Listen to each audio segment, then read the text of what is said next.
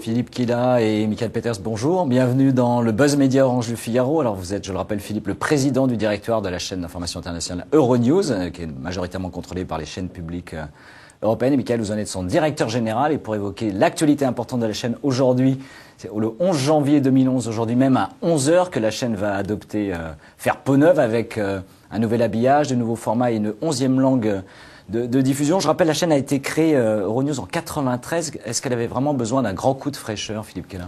Alors, c'est vrai que 93, c'est quand même assez récent. Nous n'avons que 18 ans. Après tout, nous ne sommes pas une vieille dame, nous sommes encore une jeune fille pleine de promesses. Et la chaîne avait déjà subi, enfin plutôt connu, un nouvel habillage en 2008. Vous vous en souvenez peut-être, nous avons complètement changé l'habillage de la chaîne. Et là, maintenant, il y a un élément nouveau, c'est que nous passons en 16/9 et nous avons un habillage plus dynamique, plus personnalisé aussi. Nous allons mettre plus de figures à l'antenne, plus de journalistes à l'antenne. Donc, c'était l'occasion, avec l'impulsion qui vient de notre nouveau directeur de la rédaction, qui est arrivé il y a 2 ans, de rafraîchir la chaîne, de la rajeunir, effectivement. Mais est-ce qu'on peut encore innover aujourd'hui concrètement sur une chaîne d'information internationale? Est-ce qu'on peut inventer de nouvelles formes d'expression de l'information? On peut et on doit. On se doit d'innover tout le temps. Je pense que c'est aujourd'hui une demande constante de nos téléspectateurs. Alors, on peut innover dans les contenus. Ce matin, est-ce qu'on peut considérer que c'est de l'innovation d'interviewer sur Euronews un grand spécialiste de résolution de conflits qui est situé en Afrique du Sud pour parler du cessez-le-feu déclaré par l'ETA? Est-ce que ça, c'est pas aussi une forme d'innovation dans le contenu? Et puis, bien évidemment, on doit innover dans le format, avec l'arrivée notamment des nouveaux modes de consommation, du UGC, du User Generated Content, donc de l'interactivité avec le téléspectateur qui permet de l'intégrer au cœur maintenant de nos programmes. Et puis enfin, la technologie avance tellement que demain, il faudra qu'on utilise la 3D, il faudra qu'on utilise les hologrammes qui pourront permettre encore d'explorer de nouvelles choses et le contenu s'adaptera très facilement à ces nouvelles technologies. Alors il y a une évolution, on l'a dit, des programmes. Est-ce que l'emblématique No Comment va subsister ou pas? Oui, alors non seulement il subsiste, mais même il grandit avec son époque, puisque nous avons lancé une chaîne No Comment TV sur YouTube, d'abord, qui a été ensuite suivie sur Dailymotion et qui en est peut-être même à l'heure où on parle, parce que ça joue à quelques minutes près à 40 millions de vidéos vues sur cette chaîne. Et puis nous avons lancé une application No Comment TV sur iPhone, au travers duquel nous avons proposé donc aux membres de cette communauté de nous envoyer leur propre No Comment, donc le My No Comment qui sort pour ensuite que nous on puisse l'utiliser sur l'antenne. Également, Euronews c'était l'une des rares chaînes au monde à n'avoir aucun présentateur sur un plateau à l'antenne. Vous allez casser ce principe a priori qui était forgé historiquement dans la chaîne? Non, je crois que c'est un principe qui nous va bien pour plusieurs raisons. D'abord parce que c'est l'accès direct à l'image. Je dirais l'absence de présentateur permet d'avoir un format rapide, pour un téléspectateur pressé. C'est un peu la patte d'Euronews.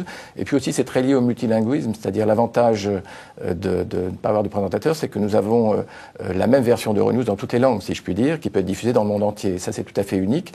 Et ça nous permet d'atteindre 3 milliards de téléspectateurs dans leur langue. C'est un avantage comparatif énorme auquel nous ne souhaitons pas renoncer au simple bénéfice d'un présentateur. Donc la chaîne restera sans journal présenté, mais par contre les journalistes apparaîtront de plus en plus dans les magazines ou dans les directs que nous faisons à l'occasion de soirées électorales, par exemple, entre un journaliste à Lyon et un correspondant ou un expert basé à l'étranger.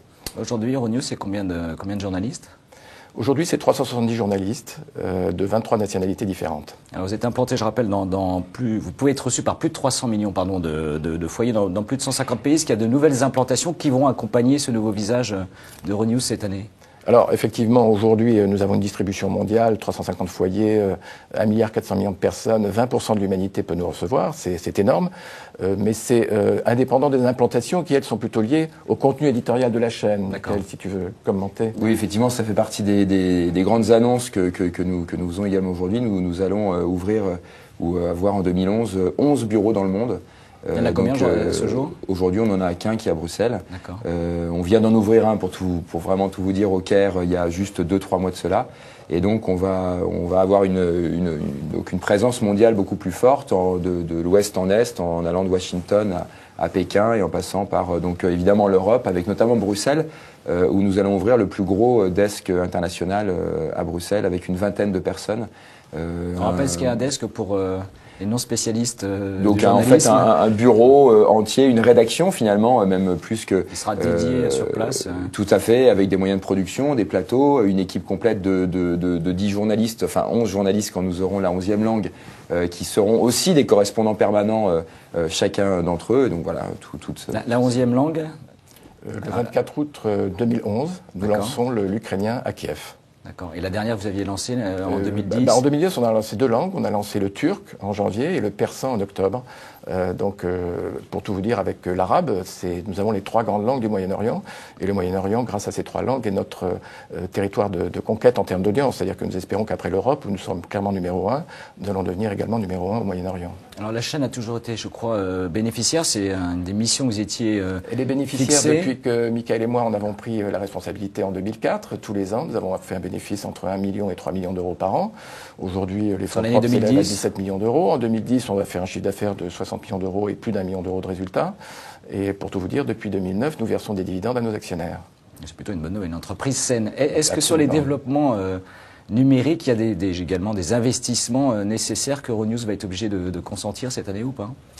Oui, beaucoup d'annonces aussi sont faites aujourd'hui. Vous avez un peu évoqué tout à fait le sujet, en effet, sur des Oui, mais alors plateformes. on va en faire beaucoup. Et en fait, aujourd'hui, la question, c'est comment devons-nous nous adapter à cette révolution qui nous touche tous. Je pense que sur ce plateau, on a dû en parler de très nombreuses fois.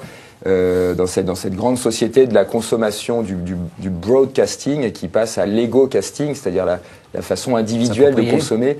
Et donc aujourd'hui, on est passé, la révolution, c'est de passer en fait du fait de dire on propose nos contenus partout, qui était sans doute vrai il y a 3-4 ans, où aujourd'hui on dit on propose le bon contenu au bon moment et sur le bon support.